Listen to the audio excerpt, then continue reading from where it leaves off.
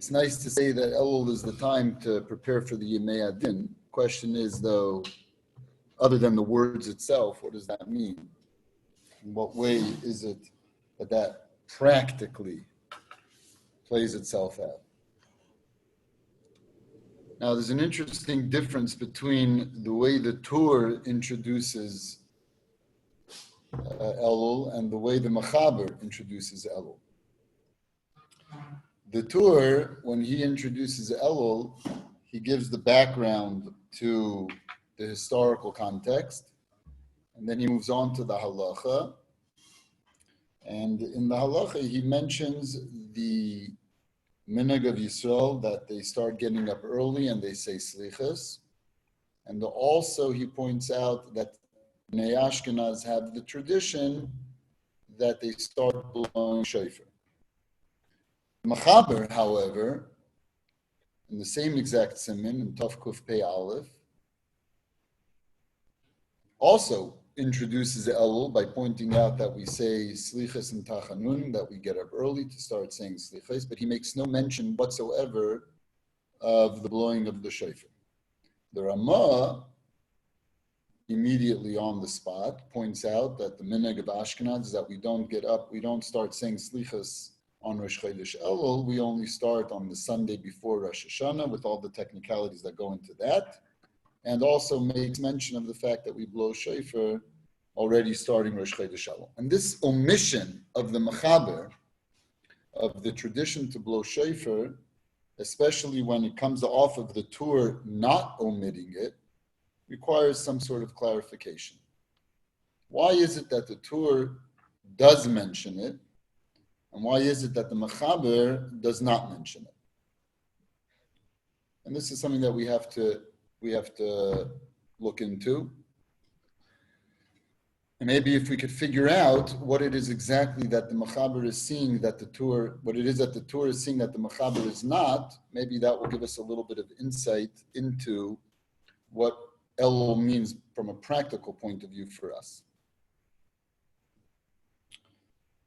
But I want to introduce, before we get to the discussion of the Mechaber and the Torah, I want to introduce yet another concept, which I think requires a little bit of discussion. And that is as follows. Rabbeinu HaKodesh, when he closed the Shas, which is with Maseches Uktzin, the very, very last line of all of Shas, in the writing of the Mishnah, the very last Mishnah of the very last Perek of the very last Masechta of the very last Seder in Shas, Rabbeinu HaKodesh quotes the memra from Rabbi Shimon ben Chalafta, and he says, Omer Rabbi Shimon ben Chalafta, Ein lecha kli machzik bracha el shalem. There's no utensil, there's no vessel for better holding bracha than that of shalom. And he quotes a pasuk, Shneimar Hashem oizlam v'yitein Hashem yivarech esamei b'shalom. And that's the way Rabbeinu HaKodesh felt it was necessary to close the discussion of Teresh Baal Peh. We find a very similar ending. The Gemara tells over a Maisa about a group of Chaverim, a group of Rabbanan who gathered together to be Ma'aber the Shana. And after having all of the discussions that went into that, the Gemara closes by saying, Va'amdu misham b'neshika. And they got up from that gathering b'neshika, which literally means with a kiss. And the Mefarshim explain what that means is, Va'amdu misham b'neshika means that Kisha'amdu, when they finished their debate or their calculations, whatever it was, but when they finished Kisha'amdu, Haya beinehem ahava v'achva. When they got up, what was there, what existed among all of those Chachamim who had convened was a state of Shalom. Haya beinehem ahava v'achva. And that's what the Gemara means when it says, Va'amdu misham b'neshika. And so here too, you see that at the closing of a certain debate, or at the closing of what could have been and probably was a very heated discussion regarding the technicalities of Ibur HaChodesh and all sorts of other technicalities, where some vicious words had been said. A person quoted Rabbi Akiva, he got blasted for misquoting Rabbi Akiva. It was pretty vicious stuff going on over there. Nonetheless, the Gemara closes by saying, "Va'amdu misham b'neshika," when they all got up, "Haya b'neim ahava v'achva," that what existed among them was a state of friendship, a state of brotherhood. So that the closing of the debate, the closing of this technical discussion or whatever it was also that there should be a state of shalom. And so there seems to be some need to describe the closing of anything, really, but there seems to be some need to describe a state of shalom that exists or that is meant to exist in Klal Yisrael among the Chachamim, between HaKadosh Baruch Hu and Yisrael, Loimatza HaKadosh Baruch Hu Kli Machzik Bracha Ela Shalom. There seems to be some need for us to close the discussions using shalom as our closure. And so I want to talk a little bit about what it means that we should be in a state of shalom. What that means, that HaKadosh Baruch Hu doesn't find a vessel to hold bracha, Yosem Min HaShalom.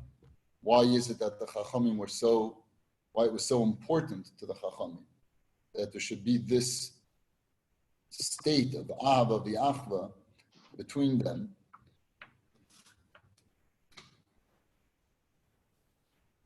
And I think the answer lies in a source for what happened in Elul that the Tur does not bring.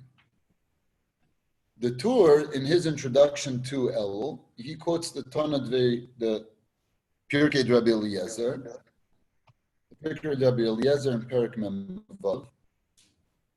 And the Pirkei Rabbi Eliezer has a whole discussion of what it is exactly that happened on Rosh Chodesh Elul, and we'll get to that in a moment. But there's yet another source for seemingly the same event that appears in the Tanadve Eliyahu Zuta in Perek Dalid, and there it's slightly different.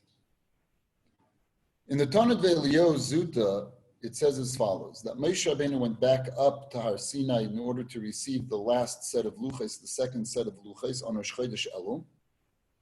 And on that day, all of Klal Yisrael fasted. And then again, when Moshe Rabbeinu came down, all of Klal Yisrael fasted. And the Tanadve Eliyahu adds in one sentence at the end, and he says, "V'lonu b'ta'anisa." They even extended the fast so that it included the night before, so that they also slept the night before in a state of fasting. Kedei shelo yishloit bohem yetzer hara. Those are the words that the Tanadve Eliyahu adds. The Pirkei Rabbi Eliezer does not have these words. The Pirkei Rabbi Eliezer talks about something else, which, like I said, we'll discuss in a moment. But the Tanadve Eliyahu points out that the point of Lanu B'Ta'anisa, the point of the fast that they did, both at the commencement of Moshe Rabbeinu going up to the mountain, and also when he came back down with the second luchos, was Kedei shelo yishloit bohem yetzer hara, so that the yetzer hara should not have any control over them. Now, I don't want to get into the whole explanation for what it is about fasting and the lack of shlit of the yetzer hara. That's not the direction I want to go. I want to go, though, into this idea of shelo yishloit bohem yetzer hara, that a person should be somehow able to transcend the demands and the insistence of all of those things that we associate with Yetzer Hara.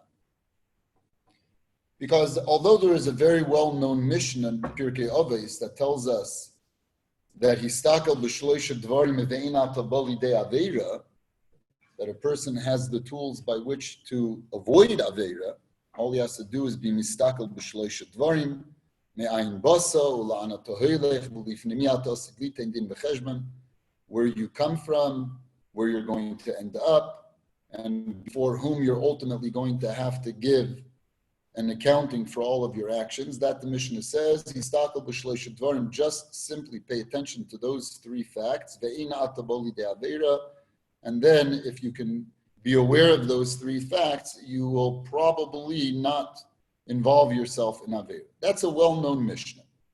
What is it that a person should do in order to avoid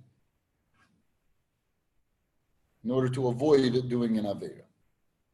What is less known is that our Chachamim also told us what it is that a person would do, which would definitely lead him into avera. And this is a memra of Rava. This is a statement that Rava makes in the Gemara on the Braisa in Maseches Kala, Perek Vav, the first Braisa in Perek Vav. So on that Braisa, which there also, instead of it being Shloisha Dvarim, Yistakel b'Shloisha Dvarim, there the Braisa has Yistakel b'Arba Dvarim.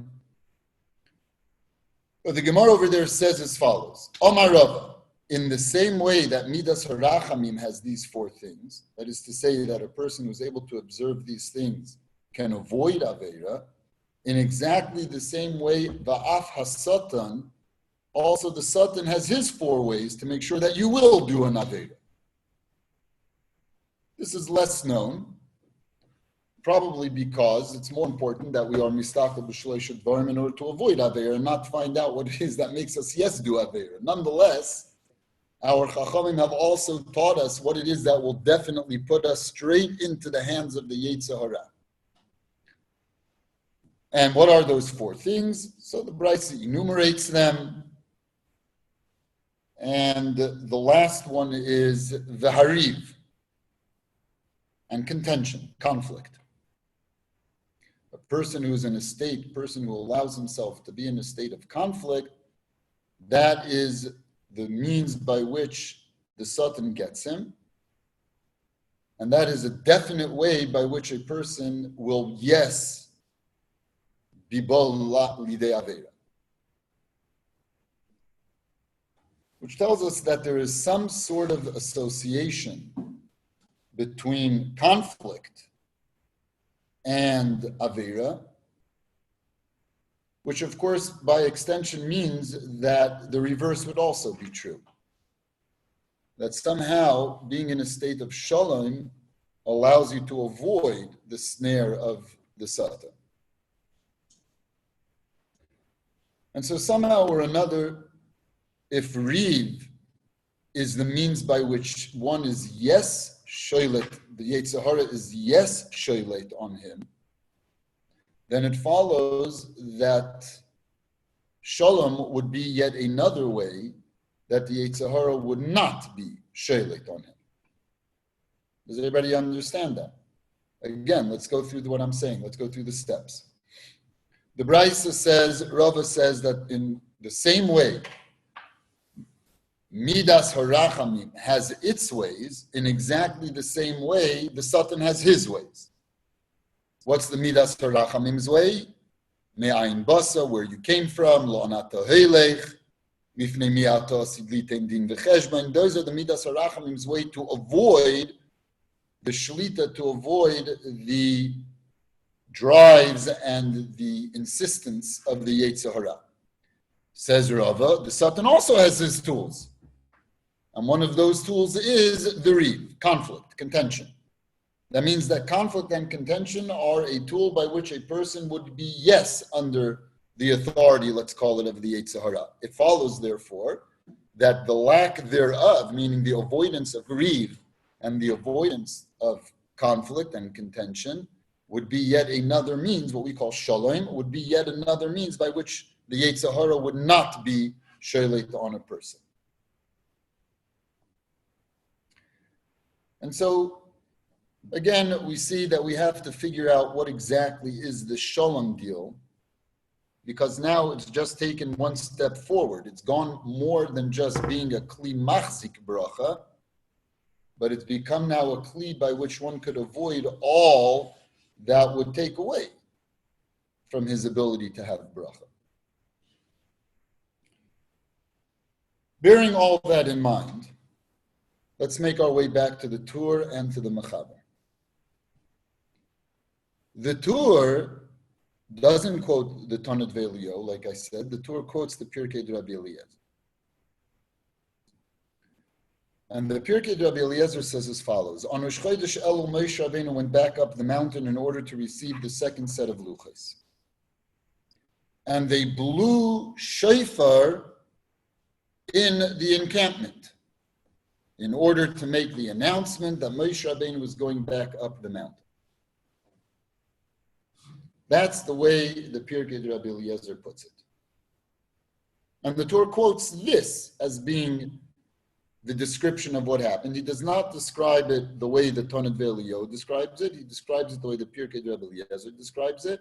Doesn't make any mention of the fast. Instead, he focuses on the Tekiyas Shofar.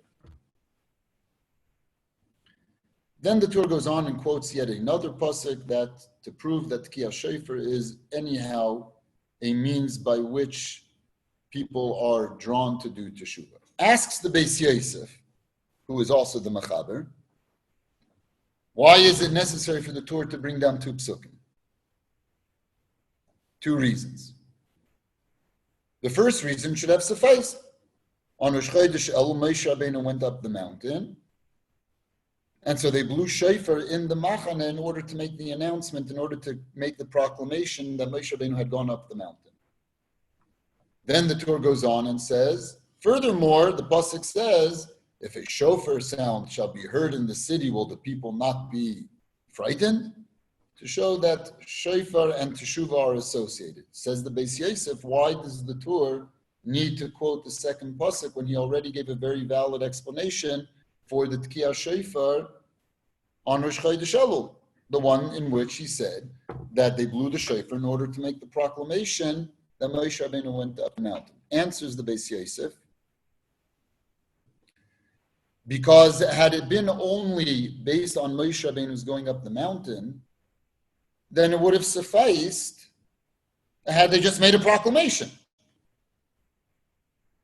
The lashon of the Beis Yosef is, Duhu hadin im hoyu ma'avirim kruz. It would have been just as good if they simply would have let forth a proclamation. Moshe Rabbeinu has gone up the mountain. There's no need for an actual Tekiyas Shofar. Memela, says the Beis Yosef, in order to explain why the Torah brings down the pasuk of if a shofar sound shall be heard, because the Beis Yosef says, good, the fact that they blew the shofar when Moshe Rabbeinu went up the mountain is really not relevant, because it could have just as well been accomplished by having a proclamation. Memela, you need yet another explanation for the blowing of the shofar. That's what the Beis Yosef says. Which means that the Beis Yosef doesn't take the blowing of the shofar when Moshe Rabbeinu went up to the mountain as being operative. Other reasons. Masha'inke in the Torah, quoting the Pirkei de Rabbi Eliezer, obviously does see the blowing of the shofar as being operative.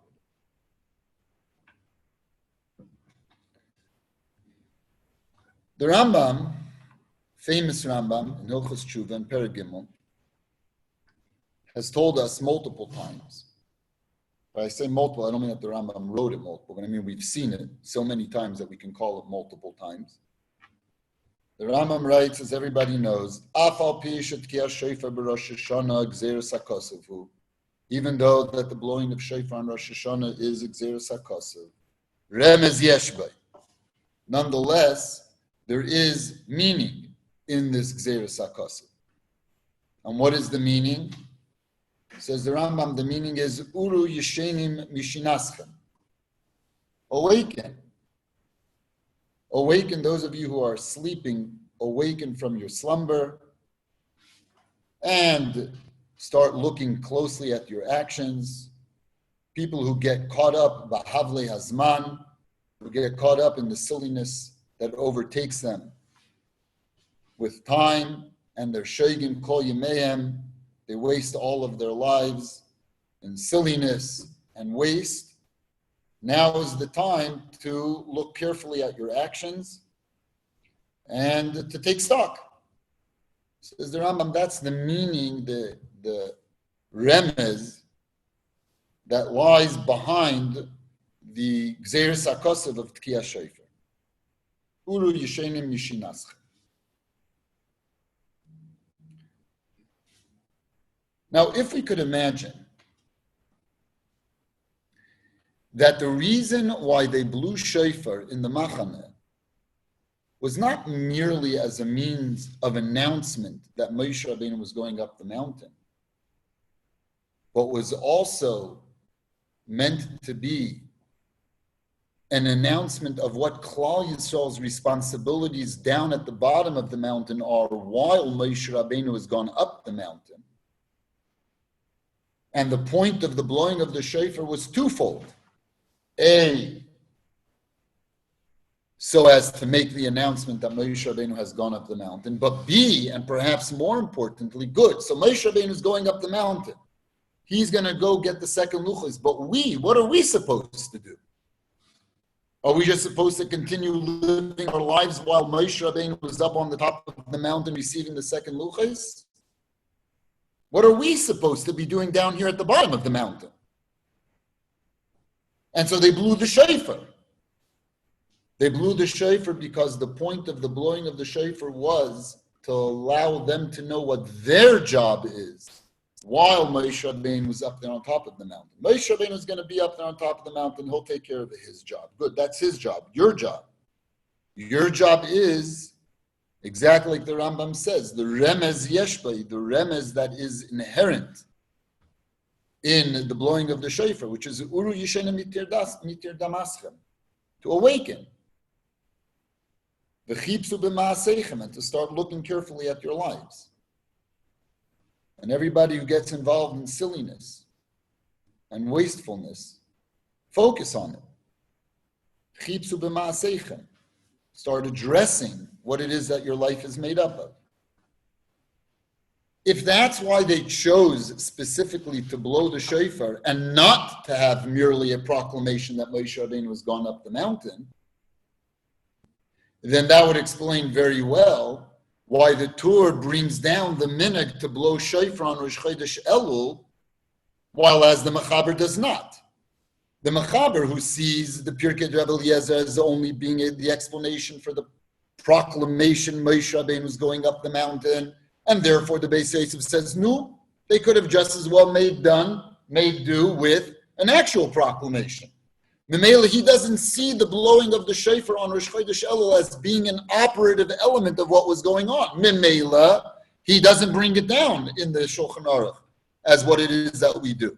Mashenkin, the Torah understands that it wasn't just a means by which to make a proclamation, but rather was a twofold tool.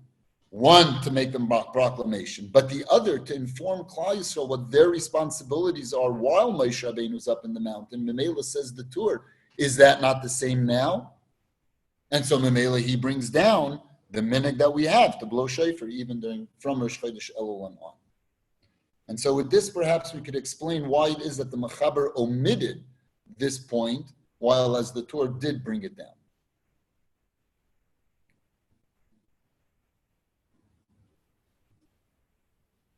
Which tells us that when it comes to what we are supposed to be doing during Elul, is that we are supposed to be focusing on the Hevel of Zman.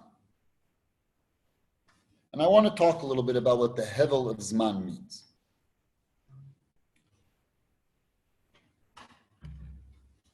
The Hevel of Zman means as follows. Did you guys say Birkas HaChodesh this week in Shul? Well, did you guys have Shul to go to? Some of you? Yeah? Some of you not, some of you, yeah. You said Birkas HaChodesh? In Birkas HaChodesh, what do we say? Chaim Aruchim, Chaim Shel Shalom, Chaim Shel Teva, Chaim Shel Bracha, Chaim Shel Parnasa. All those things we mean very, very much. Then we start talking about other things. Chaim sheyesh ben ahavas Torah v'yiras shamayim, Chaim she'en ben busha uchlima, Chaim shaloisher v'chavod, that everybody means. Chaim she'tehei banu ahavas Torah v'yiras shamayim, Chaim she'en bahem chet. There are so many different things that we're asking for, some of which we really, truly relate to, and some of which are things that are aspirations, but we don't actually relate to them as deeply. I'll give you an example, which is a free example. It's one that no one can get touchy about. Chaim shel chilutz hatzomis. We're all young and healthy, so we Chaim shel chilutz hatzomis. But I'll tell you, my grandfather in his 90s, the doctor said to him, Rabbi, you have to move around a little bit. You have a good heart, your heart's doing well. Whatever you've been doing, keep on doing it. But you have to move around a little bit. So they, in his house, in the hallway, we connected these railings, and he would take a walk in the house up and down the hallway, holding onto the rails. And he would come and go and come and go and come and go. And after however many times he was able to do it, he would come back and he would say, Chaim shel chilutz hatzomis. So to him, he really meant it. Chaim shel chilutz hatzomis. He was making a joke. His name was Chaim. So he meant Chaim, who's busy doing chilutz hatzomis. But the point is that this is one that no one can get touchy about. We don't really relate to Chaim shel chilutz hatzomis. In exactly the same way, there are so many things that we say there that although we believe them to be aspirations, and although we truly wish that they were the way we were going to live our lives, nonetheless, we relate to them very, very differently. Chaim shel oisher v'choved that we all relate to very, very well. Chaim sheyesh ben avas Torah v'yiras shamayim. Chaim sheyesh ben yiras chet. Those are nice things, we wish, halavai. But we don't relate to them as much. And why is that? Because the hevel of Zman overtakes us. The hevel of Zman stops us from being able to live the life that is the real life that we wish to live. Not because we're bad people, and not because we don't have Yiras Shamayim, and not because we don't wish to have Yiras Chet. We do. It's just that our lives are so filled with noise and clatter and responsibilities and what we call Avedas Hanachash, all of the tedium that makes up our lives, that what naturally happens is that all of those things just fade away and become background. And the noise and the clatter becomes the foreground. And so when we get caught in the hevel of the Zman, it's not because we want to be caught in hevel of Zman. It's just, that's how life leads us. And so we don't really have the chance to free ourselves from the hevel of Zman, the silliness of living our lives, to the degree that would allow us to actually live our lives the way we wish we could. One could almost say, we don't really have our own lives. Something else has our own lives. That something else that has our own lives is the hevel of Zman. And it's very difficult to avoid it. I would even go so far as to say that it might be impossible to avoid it. But nonetheless, it is the hevel of Zman. But the hevel of Zman steals from us our own lives. We're all kidnapped by the hevel of Zman. And in the same way that a kidnapping is against your will, in exactly the same way, the Hevlei Hazman that take away from your ability to live your life for real is a kidnapping.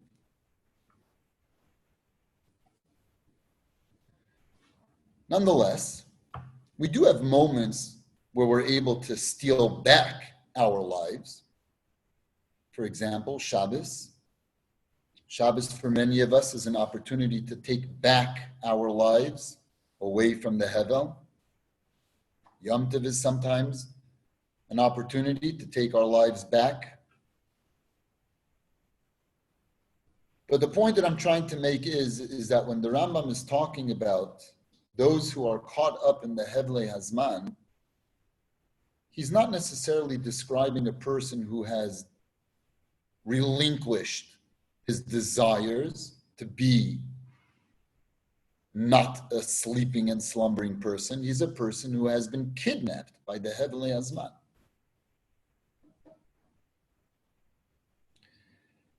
If we're correct in what we're saying, that the reason why the Tur sees Tkiyah Shofar as being so operative is because he understood that the Tkiyah Shofar that went on in the time of the Midbar was a twofold Tkiyah Shofar, not only proclaiming Moshe Rabbeinu was going up to the mountain, but also proclaiming to Klal Yisrael what their responsibility throughout that time period is meant to be.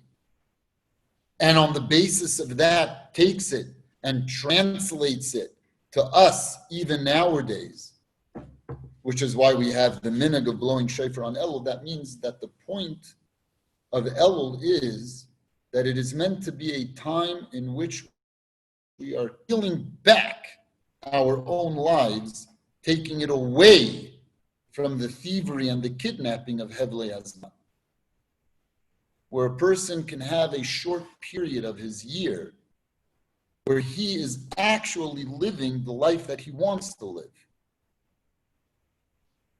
where he wrestles back from the kidnapper that which is really his. And I understand, and we all understand, that this can't be something that we're going to have the whole entire year, because like I said, the Hevlei Hazman is the way that the world works. Hevel havoli makol hevel. It is. That is the way that Olam Hazeh works. Nonetheless, for a short period, just for a little bit, to have a moment in the year, a time in the year in which the entire focus is not to get caught up in Hevlei Hazman and not to have it stolen away from you by the Hevlei Hazman, is what the month of Elul was then and what it is now. Memela says the Tur, since this is why they blew the shofar when Moshe Rabbeinu went up the mountain on Rosh Chodesh Elul, then that's why we blow the shofar now on Rosh Chodesh Elul. Which tells us that this is the practical aspect of Elul. The practical aspect of Elul is to get a taste, even if it's just for a short period of time, of what real life is, what it is, what real life is like when one is able to live it. All of those things that normally fade into background. Chaim sheyesh ben avas teira v'yiras shamayim. Chaim sheyesh ben yiras chet. All of those things, instead of them being background, now become foreground. This is the Chaim that I want. This is the Chaim that I'm going to live. Just for a little bit. To be totally and utterly living the life that is really your life. Not a life that is stolen away from you by all of the Hevlei Hazman. And now notice an interesting thing. All forms of Reeh, all forms of contention, of conflict, are all part of Hevlei Hazman.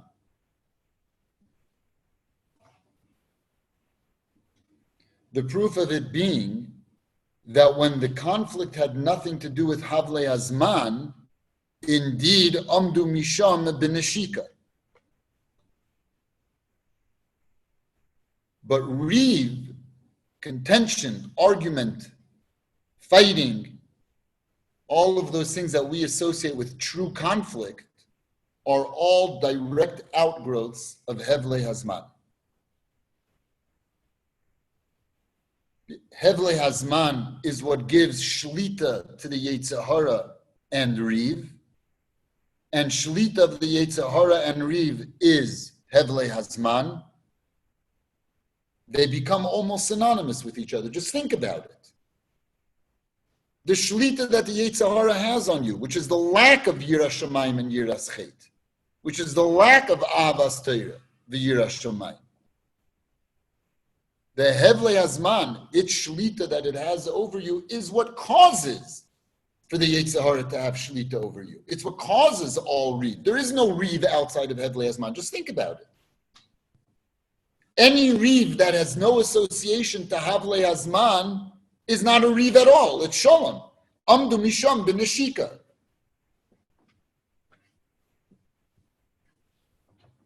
And so we could almost go so far as to say that Shalom is a description of what living my life for real really is.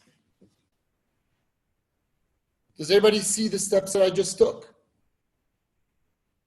If Reeh and the Shlita of the Yetzer Hara is all a direct outgrowth of Hevlei Hazman, then that means that the absence of Reeh, the absence of the Shlita of the Yetzer Hara, is where there is no Hevlei Hazman. Which means that Shalom, the state of Shalom, is the state in which a person is not being controlled by Hevlei Hazman, but rather he controls what his life is. He has wrestled it away. And so Memela, a person who is in a state of Shalom, there is no shlita of the Yetzer Hara over him. Does everybody see the connection? Yes? Does everybody understand the connection? Now listen to this incredible pasuk in Tehillim. Shalom rav la'ohavei seirasecha, which means what? There is great shalom for those who love the Torah. Ve'ein lomay michshol, and they have no stumbling. And the question is obvious. What does the end of the pasuk have to do with the beginning of the pasuk? Shalom rav, and therefore ein lahem michshol? What's the shaykhis? How does the end of the pasuk connect back to the beginning of the pasuk? Lav seifa reisha v'lav reisha seifa. But lefi dvareinu, it's perfect.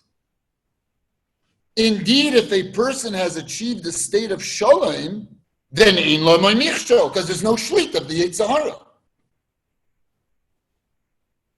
So there's no michshol in Aveira. So shalom rav le'ohavei seirasecha memela ve'ein lo michshol. That's exactly what David HaMelech is describing. And so if we're going to make a flow chart here, we'll put it like this. Where there's no Reeh, there's no Yetzer Hara. Where there's no Yetzer Hara, there's no Michshol. And no Reeh is the equivalent of Shalom. So Shalom leads directly to Ve'ein lo Michshol. That's the flow chart. And so Memela, the entire focus of what Elul is, namely, to be able to wrestle back your own life from the kidnapper called Hevlei Hazman, is really just the pursuit of a state of Shalom. That's what it is. To be in a state of Shalom. Which is why the word for Shleimus and the word for Shalom is indeed the same concept. There's no conflict.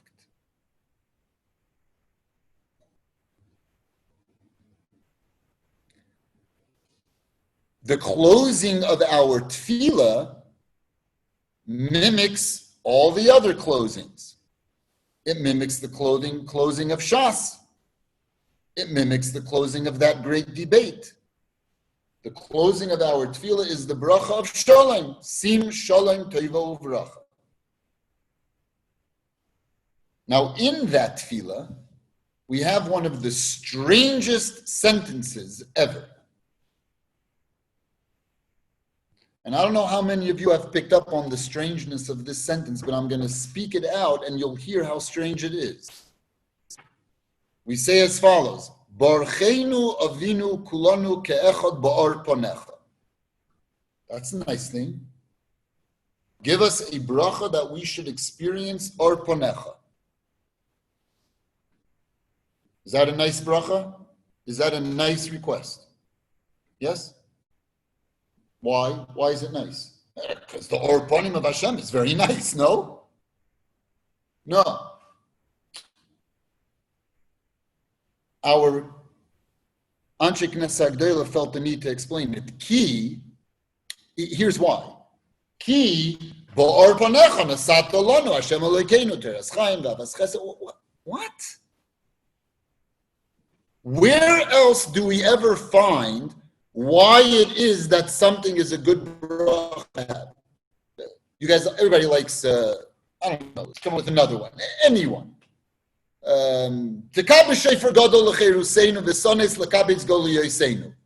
Why? Why? B'kibbutz Galuyos, Mashiach will come. No need to explain it. It's fine. Okay, fine. Bad example. How about this one? Slach lonu avinu ki chatanu v'chalonu malkenu ki fashanu. Why? Why? Because we don't want to go to hell. No need to explain it. It's all clear. Okay. Not that one. Okay, you guys don't like that one. How about this one? Borech oleinu Hashem Elokeinu es hashon na'azos. That you guys all like, right? Give me money. Why? Why? What do you mean, why? You know very well why. No, you have to explain why.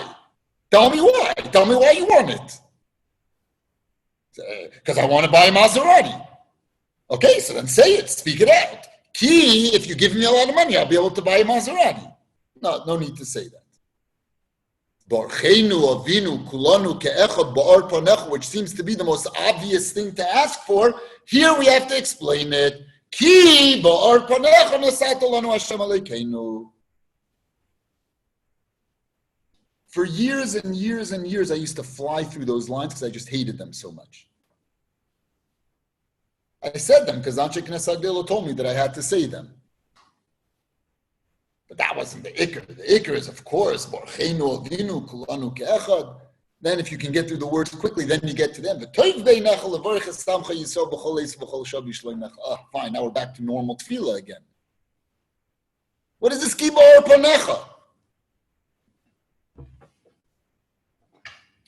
The answer is because our Anshe Knesset Agdela recognize that they have to explain to you what the point of a bracha for shalom is.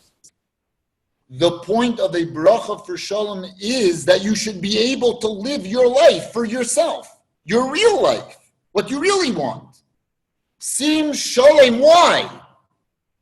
Barcheinu avinu kulanu ke'echad ba'ar panecha, why? I'll tell you why. Because without it, you're caught in Hevlei Hazman. And so what Elul is for the year, the bracha of Sim Shalom is for our tefillah. That's a very different approach to what it means when we say Sim Shalom. What we're asking for is, Hashem, give me the ability to live my life, that it shouldn't be stolen away from me, that it shouldn't be kidnapped from me. And that's an unbelievable tefillah. This is the practical part of Elul. Is it easy? No, of course not. But do you see what a person's life could be like if he would, even if it's just for a short month, be able to live his life not having it stolen away by Hevlei Hazman? Would it be a shock that the end of a month like that would lead to a Yom Kippur? Not at all. Memela says the Pirkei Rabbi Eliezer, they blew shofar when Moshe Rabbeinu went up the mountain. Memela says the Tur that there is a minhag that we blow shofar. And this is the minhag that we have called Elul, where we spend our Elul trying to escape the clutches of Hevlei Hazman. so that for a short while, just for a short while, we could be living our lives. What we want our lives to be.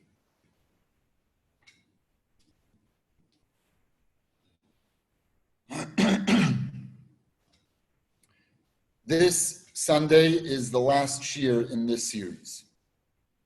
This month starts next week, and with this we are closing what was almost a 6-month period, right? Almost 6 months of Sunday night shiurim, of which I think we missed only 2. It was probably one of the most difficult periods that most of us have ever gone through, and definitely one of the most interesting periods that we have gone through.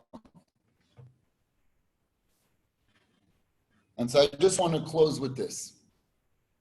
Since we're closing what to me was a very significant experience and a very significant opportunity to be able to go through this time,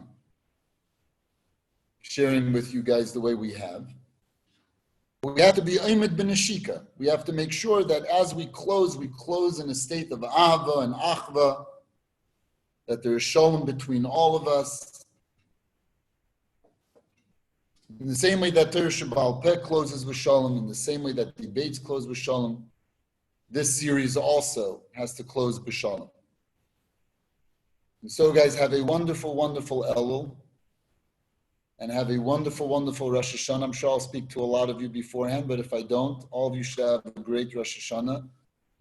And you should be zeiche to actually escape the Hevlei Hazman, and Hashem Yivorech es Amrei Bashalom. I'll see you all whenever.